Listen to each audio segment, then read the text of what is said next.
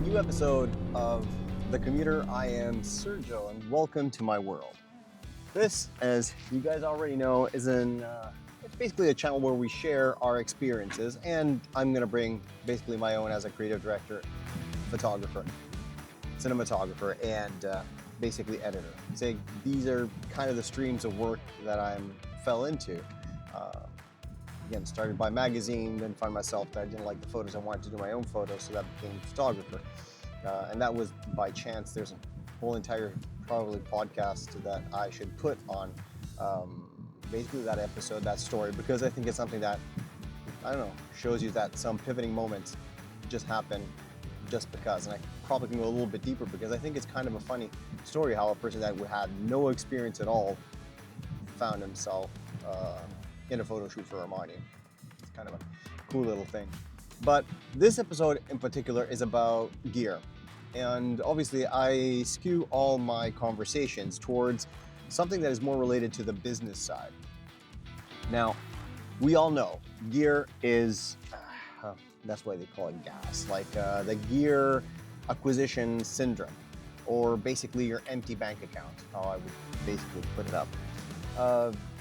There's two things that I really want to talk about when they talk about gear. Okay, we all love gear and it's a part of life. Like, you know, if you're a photographer, you love gear. If you're a contractor, you don't have enough power drills. You just want gear. So you're just gonna buy like the latest brushless power drill, whatever it is that you're gonna buy, or saw or table, whatever it is. In every single, let's say, aspect of the working environment, you do need gear. Every time I see like a makeup artist, I really wonder, do they really need those 600 brushes? Like, that's a lot of brushes. Like, and in all fairness, guys, it's a brush. So, you know, how much more magical power can one brush have compared to the other? But and I do something like that, and this is like a way of mocking them because we do the same thing in gear. Why would people, an example, like buy so many lenses? Just buy one lens that does it all. Buy an 18-600 and you just, okay, it doesn't exist. Yeah, I know. The entire point is that for a lot of people that don't know photography, for them, like purchasing a lens and say, well, you know, you have the 18-55, why do you need a 14-24? You know, you're there. Or if you have like a 50 prime, why would you want all the other ones like a 38 or something like that? So there's so many things that are related to the gear that if you're not into photography, and obviously if you're not into makeup, and if you're like you're not a makeup artist, if you're not a contractor, you understand that gear is actually what makes us the creators that we are. The beauty of it, there's always this huge battle, and every time there's a new camera that comes out, there's again everybody that starts to go out. It's always a battle, PC against Mac. Now it's Nikon against Sony and Canon, and then there's always gonna be something. So the Sony came out with Nikon ZR, and the Nikon came out with Nikon ZR, and now Sony basically it's all against them, like putting little tapes on the top showing like you know, in order not to get your camera stolen from Sony, just may say that it's a Nikon ZR. You know, all these like petty little things.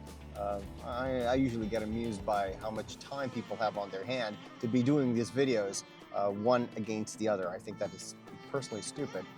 But again, the beauty of the gear, on the other hand, this is why this episode is really important from a business standpoint. The fact is that when we're talking about gear, it's what makes us who we are, and it makes the photos that we are, because you have to feel comfortable with your gear. Now, as an example, I have an old 50mm lens. It's a very, very old lens, D from Nikon, and it sucks. It completely sucks. If you shoot at 5.6, it's sharp as a laser, but everything else you can literally throw it in the trash. So I know that when I have to put that lens, I'm extremely limited because of the three things I can be varying. Aperture is probably not one of those, unless I want to get a very murky, muddy shot, and that is probably not what you really want when you want to shoot with high-end cameras. You want sharpness, and then you decide if you want the bokeh effect, if you want to create something that is less sharp, you can go and like fix it in post.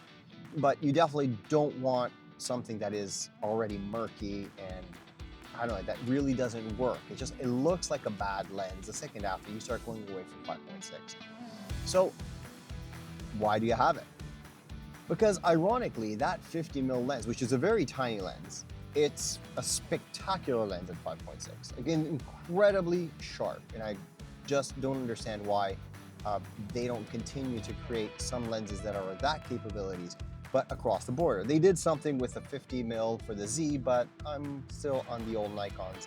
I really like the big, clunky, big D810 and the D800E. Those are the two cameras that I personally love. I think that the resolution is spectacular. The colors and everything that the sensor gives me is more than I need. Think about it, that is probably it's double the size of a 4K. So it's actually an 8K if you're doing like any sort of more or less comparison, if you want to compare with the photo that comes out. So having like 36 megapixel camera, I think it's more than enough. I don't believe that there's going to be an improvement when I go from 36 to a 45 megapixel camera. It makes no sense to me. And I'm not going to be upgrading to something that is a still, because I have so many cameras that do stills. My next probably progression with all the Z9s that I do have, I think that right now the progression is going to be something different. Why am I talking about this? Because like you guys are already bored and probably you guys have your own thing. Like somebody wants to buy the FX3, somebody wants to buy the new Canon that came out. So everybody wants to buy something and obviously has to fix what is their needs. So I personally got to say that we can't find a reason for that. I believe that we find a reason after we purchase the camera. I personally want a Hasselblad right now. Right now, I believe that the Hasselblad, even though it only does stills, is probably the least important camera that I should ever get in my life. First thing, the investment is more or less about on the $20,000 Canadian today. For the lens, for like batteries, and just a couple of things like to put on. And I'm talking about a single lens. We're not talking about multiple lenses. And we all know that Hasselblad lenses, unfortunately, only carry Hasselblad. It's not that you can exchange them around. There's an adapter or something that you can say, okay, buy the adapter and you can still use all the Nikon lenses on the Hasselblad, you'll be fine. Obviously, a full frame is not a medium format, so for a million different reasons, it's never going to work. There's no adapter that would ever work. And personally, I would never trust an adapter. I would want the Hasselblad lens with a Hasselblad camera. Just like makes sense to me. On the Nikons, I do have the 85 Sigma, I have the 200 Nikkor, and I have 135 Zeiss, and many, many other. But those are my core lenses that I bring always around with me. And obviously the 1424 is a super wide angle, and I just love it. The point is that sometimes then I have to stop a little bit and say, okay, I really want that camera, but am I taking enough photos to justify a $20,000, $25,000 purchase? Because at the moment, video is king, and we know that. And it's been king for quite a few years, but the more they create these cameras, like the FX3, like the Nikon ZR, there are so many possibilities for creators to create something that is much more interesting. Personally, I never had a small little camera. I tried like the GoPro, and I think I never really clicked on how I can actually use it. For a lot of different reasons, it was just not fitting what I wanted to do. Not that the Insta360, the Ace Pro 2 is much different, but it actually is. That little screen that flips up, I don't know, it gives me like the possibility to see a little bit better what I'm filming. It gives me more confidence that everything is going to be kind of looking a little bit better. It has like the filters inside that are basically from Leica, which I do love as a camera. So the entire point is that it got a couple of things that I think just checked the mark. Building construction looks amazing, and the offer was fantastic. So I just said, you know what, I'm just gonna go with it and try it. So now it became my vlogging camera. I can literally pop it in everywhere. It's so tiny, it's so small, I can bring it anywhere. So this one actually fit. If you guys wanna compare a Insta Ace Pro 2 with my Nikon D810, you understand that no matter what, even if it had video capabilities of this power, I would never bring it. I could definitely not put it on a dash cam without actually basically not, I don't know, getting inside an accident. Now I know that you guys can see that I'm not probably looking at the camera right now because the camera is like not in my point of view, it's a little bit lower. I'm looking at the road in order to be safe. But the entire point is that now this camera or the GoPro, either or, would have sufficed for me to have this kind of, I don't know, point of view, so we can basically be chatting every time I'm commuting. I have a GoPro 360 because I think that the GoPro 360 is kind of a cool little camera, right? You know, you can see all around. It was one of the first 360 cameras that I got as a gift, and because it was so small, I thought these can have massive applications for me, which is to share direct content, not cinematic content, but something that we can put together very quickly in order for me to connect with you guys. I thought this is kind of a cool little gadget to have. But let's go back to the Hasselblad. I really want it. What happened in the past is that I had no camera at all, and I was waiting for a company to hire me long ago. We're talking about 2011 when I came back from Italy to Canada. I said, you know, I'm not going to buy a camera. The first gig that I get, I'll have like a down payment. With that down payment, it's justifying for me to purchase the gear without me purchasing it in advance. I don't know if it's a law of attraction, whatever you guys want to believe, but I couldn't get a gig, not even to save my life. Nothing would come my way, not even time for print. Absolutely nothing. And obviously, time for print makes no sense when we're talking about purchasing new gear. And I had no cameras coming from Italy. So I really didn't have much. I had a very small camera, which was my very first digital camera, and it was a Nikon D50.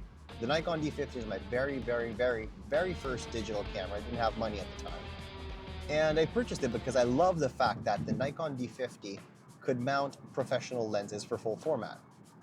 So I said, I can get a full frame on a DX sensor, which is a smaller sensor, and I can invest more in the lenses. Whenever I want to switch, I'll have already the lenses and I can upgrade my camera. And I loved it, and that worked. I actually hated when they went with the Z mount. I freaking hated it because now I have to put an adapter on the top. I don't know how the adapter is going to work. Is it actually going to kill? I don't believe it's going to be as crisp and clear as my lenses. So didn't really like it, and did not give me the possibility to basically now interchange lenses on the fly. When I was doing expeditions, when I am doing expeditions, I usually carry two cameras, one on the side. So one on the left, one on the right. They're hooked on the back with a harness, with a particular harness that I made. And I usually carry the two lenses that I'm gonna be needing the most depending on the occasion. If I'm in a wide spot, I'm gonna basically need, you know, a 14-24 to get a massive wide shot. So I'm gonna carry that one, which is very heavy. And on the other hand, I'm gonna have, like, I don't know, maybe I'm gonna bring the 200 or the 135, something that is, I think that what I can say is that it gives me the sharpness of a detail that is further away, and I can get both of the best worlds that I'm looking at. So if there's people, if it's in the market and stuff like that, I'm not gonna bring a 14-24. Spaces are too tight. So maybe I'm gonna go with a 50 and an 85. So I have the Sigma 85 Art, and then I have obviously my 50. But sometimes then I want to go crazy, even in tighter spots. Maybe I'm going to put the 200 macro that I have, so I can basically go from taking a detail of the market and the people with the beautiful bokeh on the back, or people in the middle of the street, and then I find myself that I can basically like capture even things that are very far away. So I have these possibility to interchange lenses. The second after they put this stupid Z mount, I hate it because now I have to reinvest in a new camera, and I had to reinvest in a new camera, I had to reinvest in a new set of lenses. So now I have to be very careful because my investment cannot be a Hasselblad, because it's not just purchasing the $2,000, the $3,000 of the ZR. I have to purchase the lenses that are associated with it and all the other. The thing that I hate also is the batteries. I understand that technology changes, but why do we have to change every single time the batteries? If we bought I have probably about 10 batteries for the D810 and the D800. They're incredibly powerful batteries, and I believe that they would have done more or less the same trick if they kept the same shape and the same connectors in order for other cameras to work. Now, obviously, everybody out there is going to tell me, no, it's not possible because a million different reasons. I know that it's possible. Like, it's literally possible. Engineers could have just basically figured something out in order to have people that have gear, that invested so much money in gear, not find themselves like with, I don't know, 3 pairs of cameras with 3 different types of batteries and having to reinvest everything all over again. Now, I'm not talking about, as an example, an Insta360 shoving in a battery from a D810, which probably they have the same, they're probably big the same. The batteries of a D810 are slightly smaller than an Insta360. So obviously you don't want to make something like that fit into a camera like the Insta360. You want something different for the Insta360 in order to have like a smaller and more portable. That I do understand. But no, I don't understand it on the Nikons. Anyway, it would be like a perfect world, but I believe that that is probably also where they have to make money or try to implement new solutions to make bigger and better things. Whatever the reason is, my entire point is that the investment that we have to think about as people that are creators, that have a business, is not just the gear per se. It's what utility the gear has, because the gear, a camera, comes with a series of batteries, a series of cards, a series of cables, connectors, and all sorts of stuff that make our life extremely hard when we have to go out and film. You have to remember now, if you have 3 cameras, you have to have 3 sets of batteries, and now you have to have the generic battery, V-mount battery, like all that stuff. So you have to rig everything if you're in film, and it becomes extremely complicated to try to keep it simple. The more complicated it is, the less you're going to be filming. Let's make an example again, and this is not sponsored by Insta360. When I talk about the Ace Pro 2, it could be like a GoPro, it could be any camera that you guys, it's a portable action camera. Now these ones are amazing, obviously. You grab it, click the button, you're good to go. There's no worries about the focus. If you need a second monitor, just pop it up. In this case, if not, basically you just basically can wing it. The focus is always going to be perfect because it's a fixed focus lens, so you guys are going to be having the best that the camera can give you right from the get-go. For work that are much more complex, and obviously you need the cinematic view, you need a whole bunch of things that are very, very, very important to create that cinematic look, to create that, theater look, the movie theater look, when you're going in, and you're zooming in, and you have like the aperture, the iris, the zoom, like the focus. You have all these incredible things, but the more complicated you make it, the less content you're going to be making, and more you're going to be subject to basically dragging around a massive amount of content and a massive amount of gear. This is not good if you're going on expeditions the same way that I go. When you're trekking, you're not going with any sort of big, huge, honking cinematic camera. Try to bring an Airy with a couple of, 3, 4 cinema lenses while you're trekking for 20 days in the Torngat Mountain. I can guarantee you that you're not going to make it not even past the first day, or probably going to be left behind, and yeah, polar bears will come and eat you alive. No problem. So the gear gas, so basically this kind of syndrome that we want, that we need more gear, also fuels another important part of our life, which is basically the part of creating something that inspires us with new tools that we were not capable to have before. I'm quite sure that I can shoot a small little film with D800E using macro focus or using a LiDAR technology, which I did have. 1 second, guys. This is my cue.